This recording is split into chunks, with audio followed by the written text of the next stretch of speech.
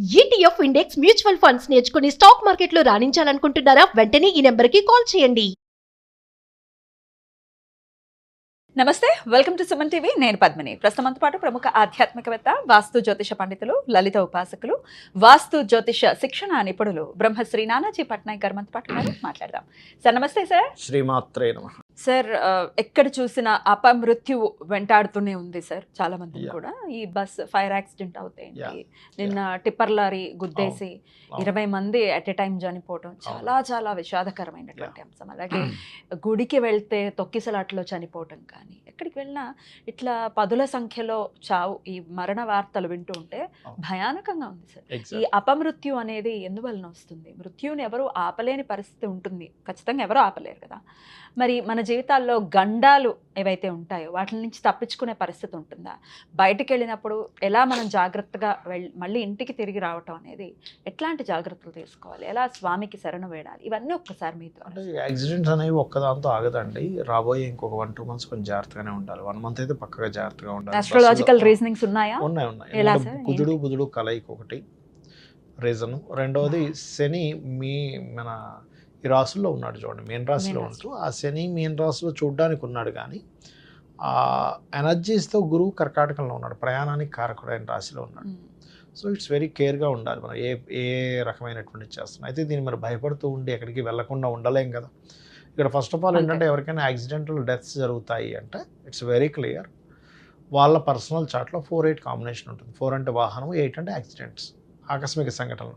అంటే వాహనం మూలంగా వాహనం వీళ్ళ నుంచి కుదరమో, లేకపోతే వాహనం మీద వీళ్ళు వెళ్తున్నప్పుడు కొన్ని సంఘటనలు జరగడం జరుగుతుంటుంది.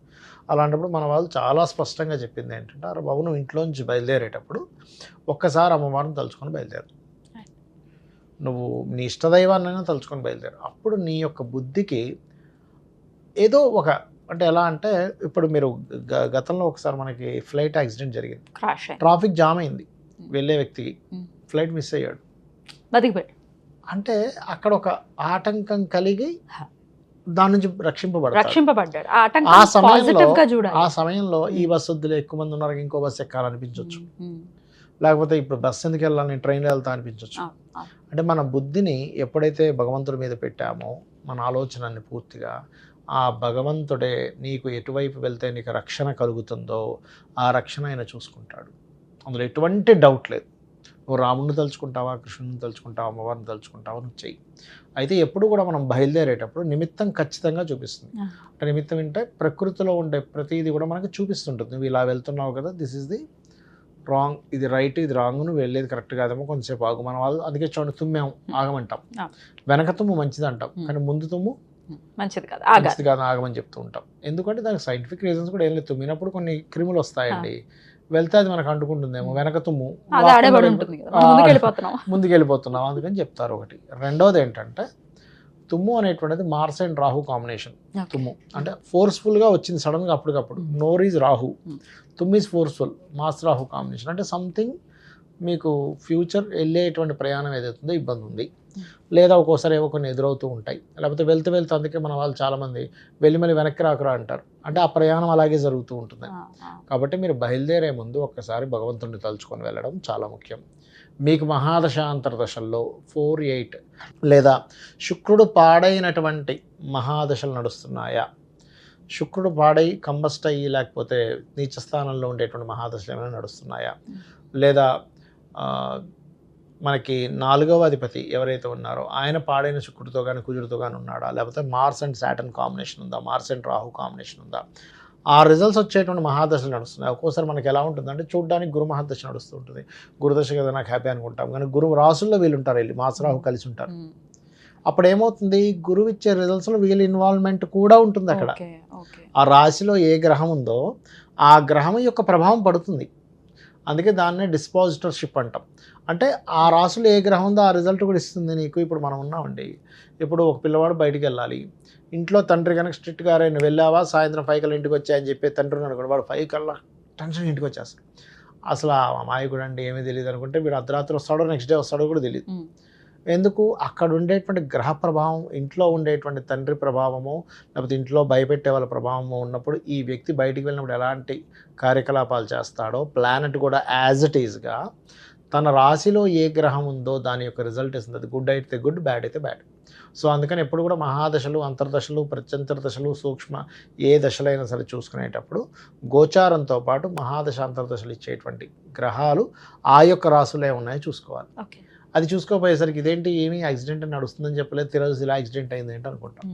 అయితే ఇదొక ఎత్తు. అయితే గోచారంలో అంటే కాలంలో జరిగేటువంటి కొన్ని సంఘటనలు అంటే 2 పాపగ్రహాలు కలిసినప్పుడు ఇటువంటి రిజల్ట్స్ ఇస్తాయి.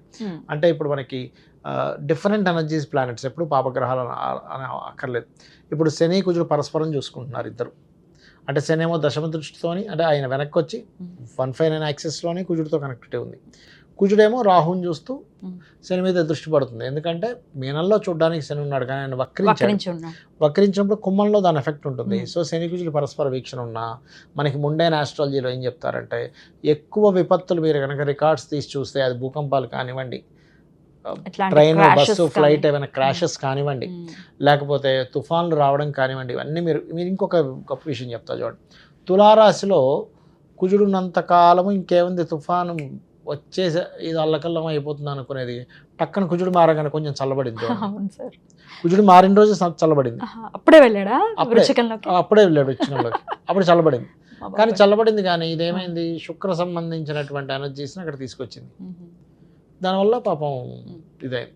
కాబట్టి నేను చెప్పేది ఒకటే, ఎప్పుడైనా సరే కుజుడు కనుక బుధుడితో కలిసి ఉన్నప్పుడు మల్టిపుల్ జరుగుతాయి. అందుకని డ్రైవర్లు, నడిపే డ్రైవర్లు, ఎక్కే ప్రయాణికులు కొంచెం సిబ్బంది అలర్ట్గా ఉండవలసిన సమయం నడుస్తుంది. కాబట్టి చాలా జాగ్రత్తగా ఉండాలి. ఇంటి నుంచి బయలుదేరేటప్పుడు మీ ఇష్టదైవాన్ని మనస్ఫూర్తిగా తల్లి నువ్వు ఉన్నావు, నన్ను రక్షిస్తావు అనేటువంటి భావనతో ఇంటి నుంచి బయలుదేరండి. ఖచ్చితంగా మీరు రక్షింపబడతారు, రక్షింపబడాలనే కోరుకుంటున్నాను. Right sir. ఇట్లా ట్రావెల్ చేస్తున్న వాళ్ళకంటే కూడా వాళ్ళ ఇంటి సభ్యులు, ఇంట్లో తల్లి కానీ తండ్రి కానీ బిక్కుబిక్కుమనే పరిస్థితి ఉంటుంది సార్. అది ఓన్లీ ఇక్కడనే కాదు.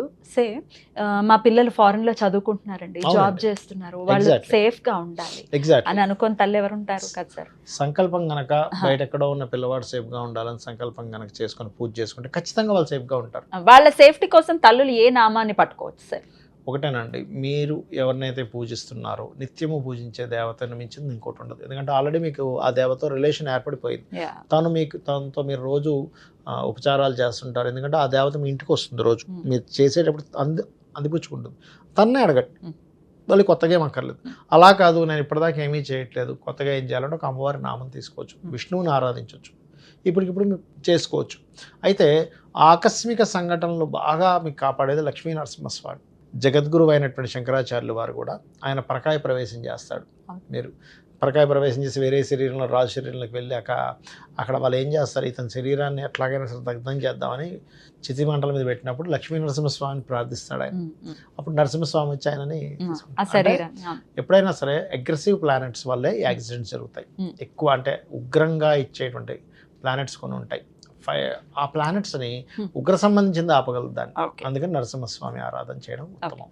ఏదో ఒక ఆరాధన. ఓం లక్ష్మీ నరసింహస్వామి నమః అనుకోండి.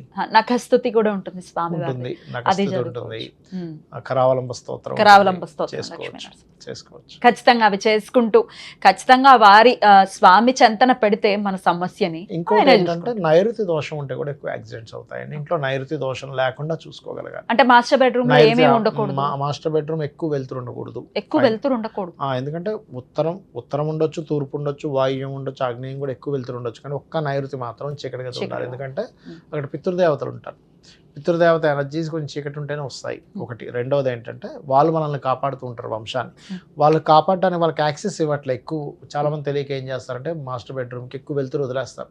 ఫ్రెంచ్ విండోస్ పెట్టేసి, బాల్కనీస్ పెట్టేసి, దాన్ని పెంచేసి అలాంటి తప్పిదాలు చేయకండి. కిటికీలు పెట్టుకుంటే కానీ కర్టన్స్ వేసి ఉంచండి. పర్టికులర్గా మనకి పాతకాలంలో చీకటి గదులు కట్టేవారు నైరుతిలో. ఇప్పుడు ఆ సాంప్రదాయం మనం మర్చిపోయాం. సో అదొక్కటి చూసుకోవాలి. నైరుతి గదిలో ఏ పెయింట్ ఉండాలి సార్? అంటే గోడలకి క్రీమ్ కలర్ ఉండాలి. క్రీమ్ ఉండాలి. Right sir. చాలా బ్యూటిఫుల్ గా ఎక్స్ప్లెయిన్ చేశారు సార్. ఖచ్చితంగా ఇటువంటివి మళ్ళీ వినకూడదు అని కోరుకోవటం మినహాయిస్తే జరిగేవి జరుగుతూనే ఉన్నాయి. కానీ మన వాళ్ళు సురక్షితంగా ఉండాలి అని అంటే స్వామి పాదాలని పట్టుకోమంటున్నారు. Right sir. Thank you so very much sir. నమస్తే. శ్రీమాత్రే నమః.